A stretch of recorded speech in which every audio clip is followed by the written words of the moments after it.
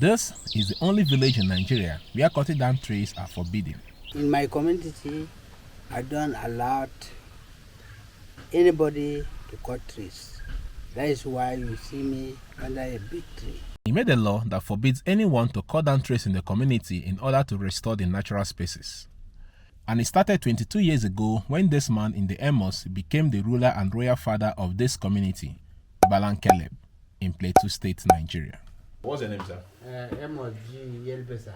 Okay. So, who are you? Can you introduce yourself to us? Well, I'm a royal father of this land, the community. Okay. Yes. Okay, so we heard about your story that you've been preserving, trees in this community, making sure that trees are not cut down. Can you tell us how it all started? Well, in fact, the trees, we don't want any we don't want anybody to cut it. And especially this time around, they're cutting tree in-house. Okay. And then I said that they will not cut any trees. Even it's not easy for me. The community, they are asking me that I refuse them for enjoying the trees.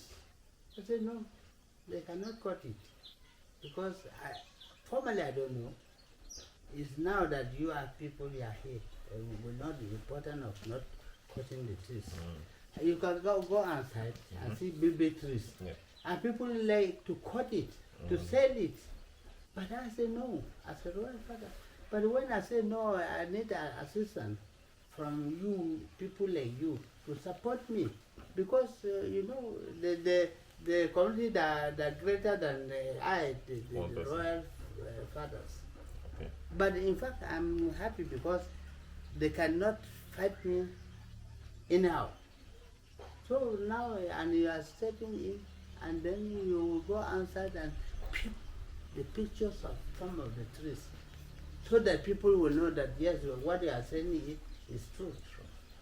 So that we thank God that the trees are available.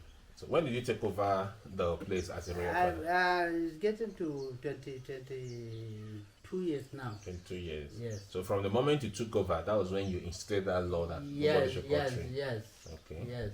And since then it has been like that. Like that. When I had even people that they bring machine to this place, when I had the noise of the machine, okay. I would send my security to get them arrested. Yes, that's what I used to. Because maybe like now I am going to the town, and then when they see me that I'm going to the town, the machine cannot cut it silently. Must make noise. Then when I had it, then I will send my security. Even I'm going outside, then I will send the security. When they hear something like machine, let them arrest the machine, bring to my palace. So that's that. That's awesome. Yes. So, but since you've been doing it, of course, there's a popular saying in Nigeria, say when you fight corruption, corruption fight back. So because it's a good thing you're trying to do to preserve the environment, to make sure trees are not cut. So I know you have a lot of pressure. So this pressure, is it from the community or from outside? Pressure from the community. Okay. Yes, from the community. Who wants to make money from that? Yes, they want to make money. Okay. And they're really hungry. Yeah, okay. Like I told you, Yes. we need fertilizer. Okay. When we get fertilizer, so look at the fertilizer abroad for you to farm. Then they will leave the tree. Okay. Yes, logic that you can do. Yes. Yes. Yeah. So what Daddy is saying here is very important, because alternatives are very important. When people don't have alternative for source of income, they'll do other things. And to buy fertilizer. Yeah, fertilizer. Yeah. So since people are into farming here, so if they can get money to buy fertilizer and do their farming, they will slow down their pressure. Okay, so they will do the other proper things. Yes. Oh, I see. But you have a lot of young people here. Yes, that's a young. A lot of young people. That's a young or old. Okay. Yeah, like normal places. Normal places. Okay. Yes. This is really interesting. Like I told you guys, so this is the only community in Nigeria where trees are forbidden to be cut down. And we're having this conversation with the paramount ruler of this place. Okay, sir. So thank you very much. How old are you, sir? Well, I'm 66. 66? Yes. When is your birthday coming up? We want to celebrate it. March 30th March. Oh, it has passed. Yeah, it has passed. Okay, so next one you'll be 67. Yeah. Okay, we'll have your number. That's, So probably we'll come and do some kind of 3-day here or ecotourism day here. that's good. So we'll mark it together with your birthday. Yes. So do it together with your birthday, ecotourism day or no cutting tree day. So we'll do it here. We'll celebrate it. Probably bring people. So those of you who are watching will be interested to see a community, the only community in Nigeria tree are not cut. Who can bring you along, and then so you also bring some gifts to to support the people here and to support what the chief is doing.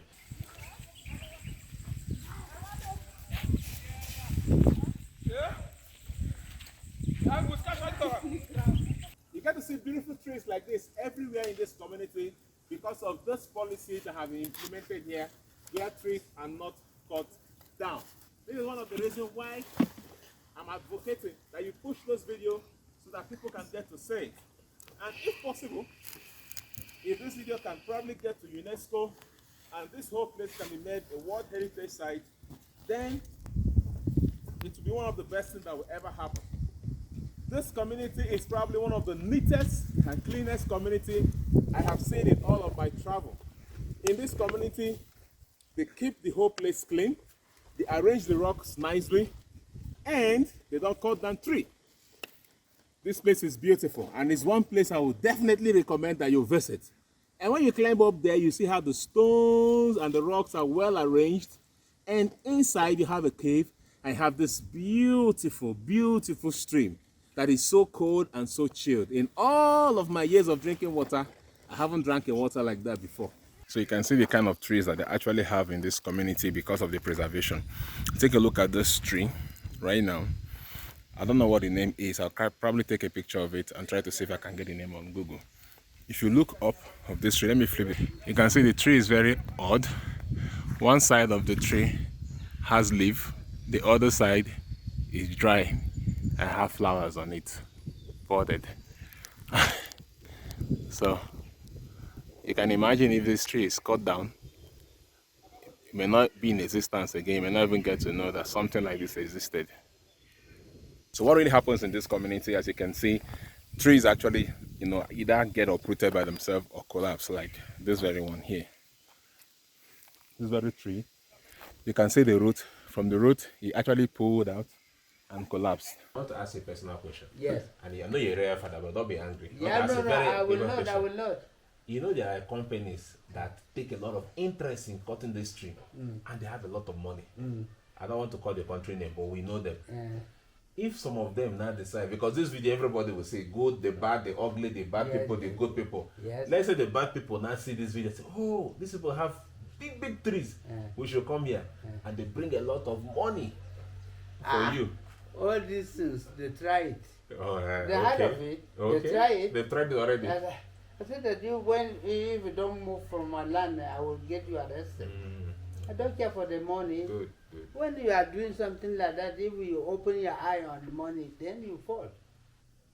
So that is that. You cannot deceive me with money. Good. To cheat my community, to cheat the distance. Yes. I'm trying for the community, but they don't know. Yes. So as a chief, do you have like council of elders or council of chiefs? Yes. Okay. I will ask them. And they're all in support of what you're doing.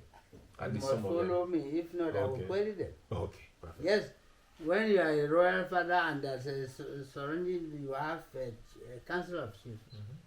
You are the sayers. Okay. When you say whatever you say, anybody that want to argue with you, it's not easy for him. I think you understand. Yeah. If you watch this video to this point, I believe you agree with me that this paramount ruler Nde Amos is the real champion of biodiversity, who really believes that humanity can live in balance with nature.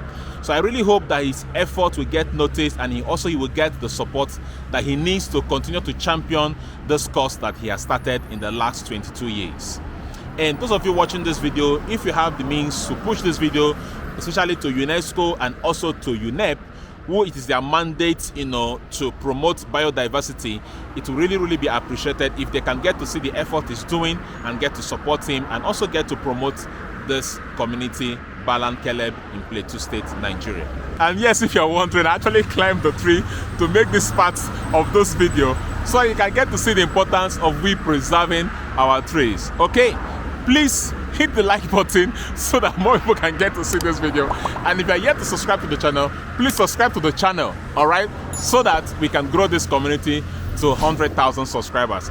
But if you refuse to subscribe, I'm going to drag you up to this tree and you're going to climb this tree with me.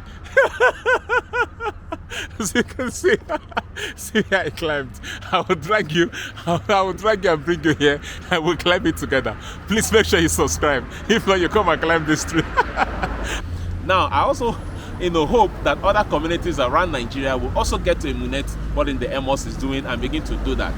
Especially in the southern part of Nigeria, where we have, the largest tropical rainforest that is remaining in Nigeria.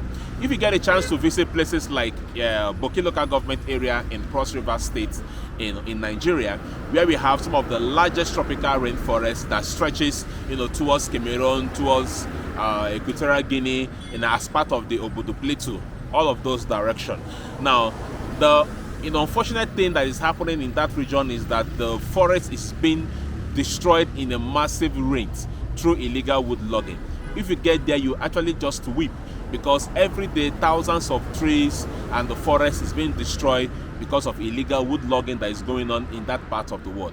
And the unfortunate thing is that many of this wood logging, illegal wood logging, is being done by foreigners, Chinese businessmen who work with locals to actually carry out this illegal wood logging.